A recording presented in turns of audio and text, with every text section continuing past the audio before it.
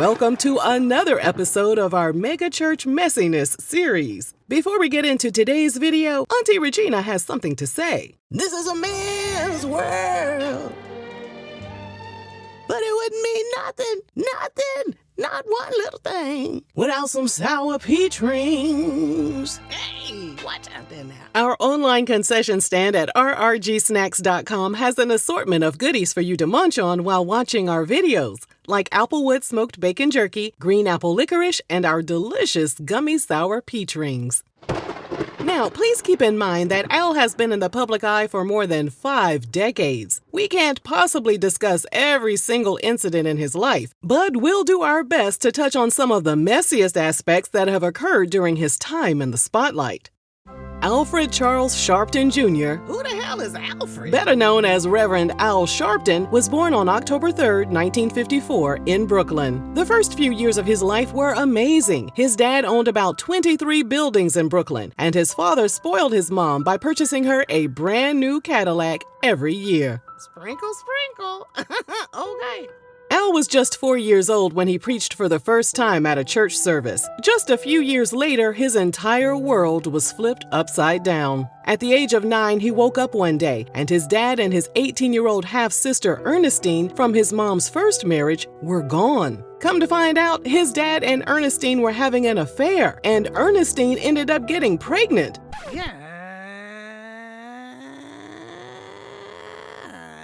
When his dad and Ernestine finally returned to the family home, they picked up one of Al's sisters and took her with them. Al remained estranged from his father for many years. He told Oprah's Next Chapter that they were pushed into poverty and his mom had to get a job scrubbing floors. Because she wasn't making enough to make ends meet, they had to move to what Al described as the hood. Al told Oprah, "I felt if I hadn't lived a middle-class life and then went to the hood, I might not have been as angry, but I felt robbed. I felt that I had the right life, and y'all took it from me for no reason, and then humiliated my mother." He said he would wake up angry and carry that anger all throughout the day until he fell asleep and repeated the cycle. According to the LA Times, he became an ordained Pentecostal minister at the age of 10. As a teenager, he got involved in community projects. At the age of 13, Reverend Jesse Jackson and Reverend William Jones appointed him the youth director of New York's SCLC Operation Breadbasket, an organization founded by Dr. Martin Luther King Jr. Months after Dr. King was assassinated in 1968, 13-year-old Al became ordained as a Baptist minister. In 1971, while still in high school, Al founded a national youth organization that promoted social and economic justice for Black Americans. A guy named Teddy Brown moved from Georgia to New York to join Al's organization. Sadly, in 1973, 19-year-old Teddy lost his life in a car accident. Questions surrounding his passing have persisted for years, with one family member suggesting that Teddy was shot right before he crashed his vehicle. Teddy's father, James Brown, performed a memorial concert in New York and donated the proceeds to Al's organization. The New York Times reported that Al was so entranced by James that he accidentally followed him on stage during his performance. This is a man's world. Get your ass off the stage, little boy. Go sit your ass down somewhere and enjoy this show. Y'all so messy. Upon hearing about Al's family situation and home life, James took Al under his wing and became his mentor and father figure. From his late teens to his mid-20s, Al went on tour with James. He was drawn to the music industry, but James made it clear to Al that he didn't want him to be a part of that world. James encouraged Al to continue with his activism and fight the racial tension that had erupted in New York's Black neighborhoods. James even gave Al pointers on how to style his hair. James also did one thing that would change the course of Al's life forever. He introduced him to his backup singer, Kathy Jordan. Al and Kathy got married in 1980. They welcomed 2 daughters, Dominique and Ashley, and Al spent most of the 1980s trying to make a living as a minister and civil rights activist. Due to his connection to James, he also began rubbing elbows with celebrities. The anger that he felt as a child persisted, and Al used the fiery emotion to help him fight on behalf of Black people who were hurt by the police or members of other racial groups. However, his misguided anger backfired in 1987 when he became an advisor to a Black teenager named Tawana Brawley. Tawana Brawley was a 15-year-old who claimed she was raped by 6 white men in law enforcement. She was later found on the side of the road with racial slurs and boo-boo smeared on her body. Not the boo-boo. The case sparked national outrage. All right. I'm not a liar and I'm not crazy. But there was no forensic evidence of any sexual attack. Upstate New York prosecutor Stephen Pagones was accused of being one of the suspects. A grand jury declined to bring indictments after they determined that Tawana fabricated the story to avoid punishment by her family for staying out too late. What in the Carly Russell is going on here? Stephen sued Al, Tawana, and Tawana's lawyers for defamation. Al was ordered to pay him $65,000, which he did after his wages were garnished. As for Tawana, she was ordered to pay him $190,000. As recently as 2015, online sources reported Tawana had only paid off about 1% of her debt, and the total amount with interest has grown to more than $430,000. Yeah.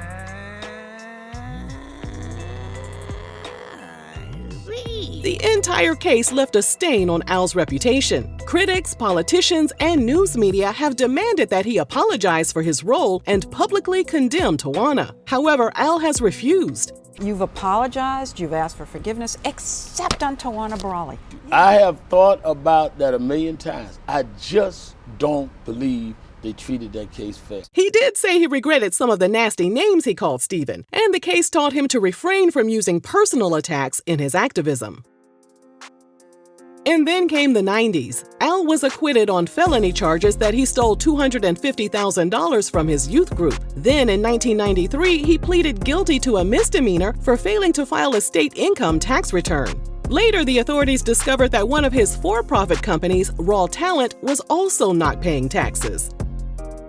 He ran for the Senate 3 times and campaigned to be the mayor of New York City in 1997, but he fell short of winning every time. As for his wife, Kathy, the New Yorker website described her as a strikingly attractive woman. She no longer sang for James and spent her time singing in a choir.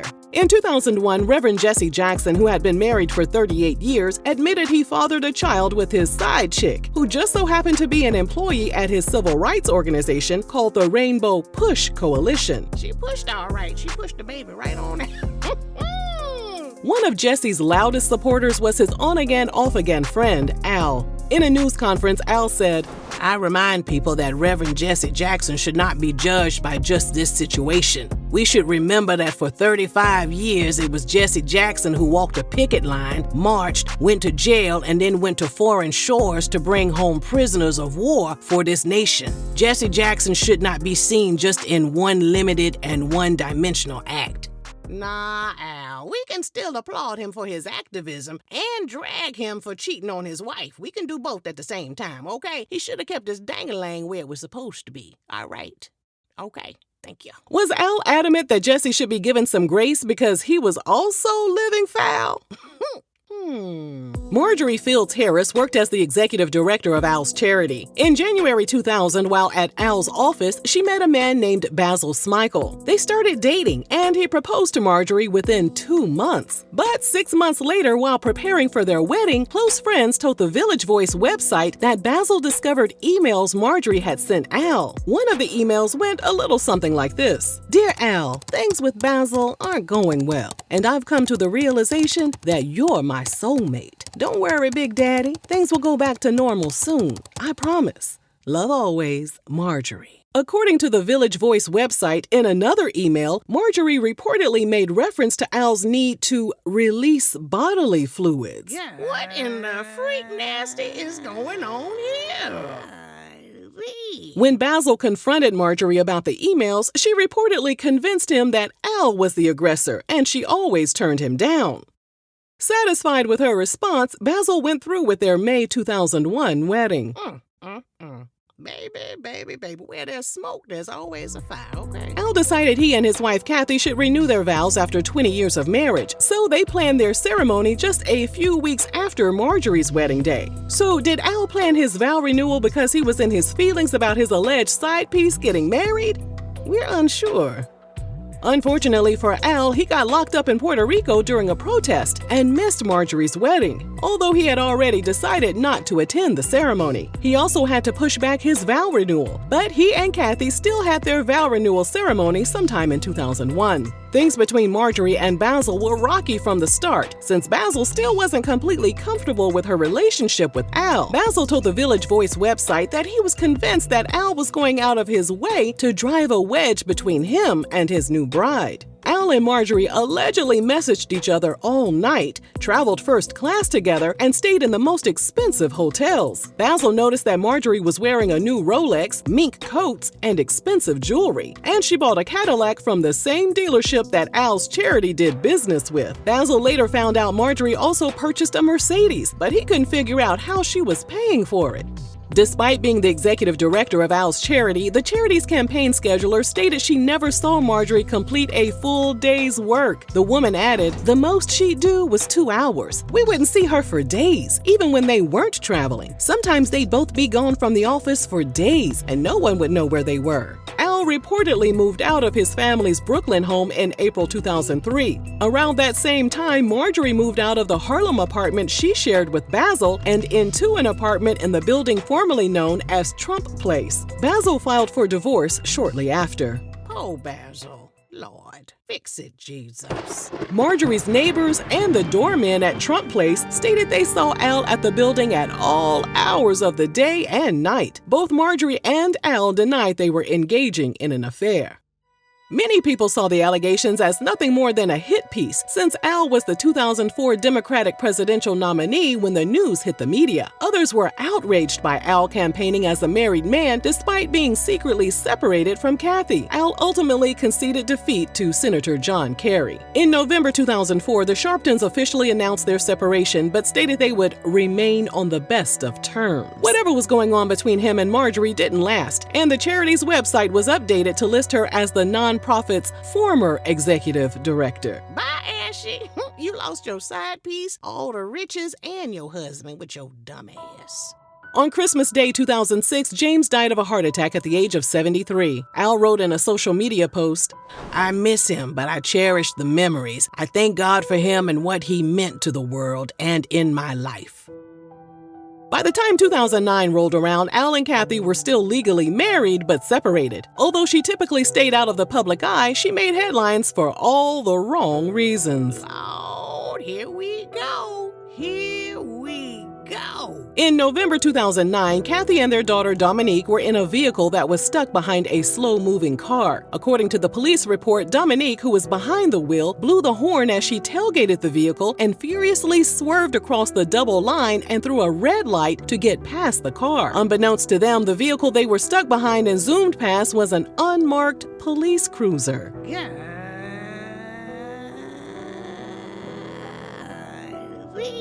The police pulled them over, and Kathy and Dominique reportedly became belligerent and argumentative. They were arrested and attempted to use Al's name to escape trouble. The charges were later dropped, and the case was sealed.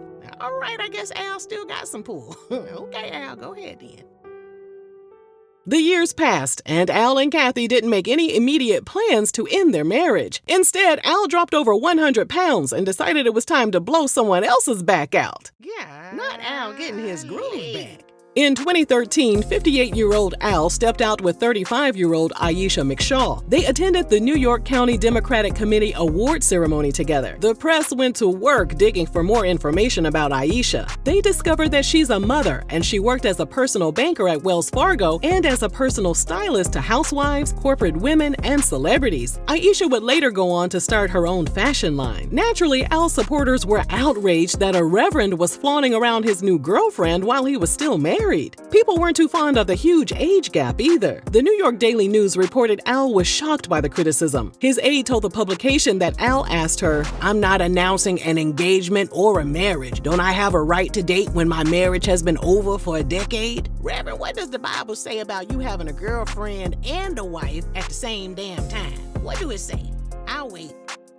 Okay. Aisha was Al's +1 at several black tie events across the country and even accompanied him to the White House several times.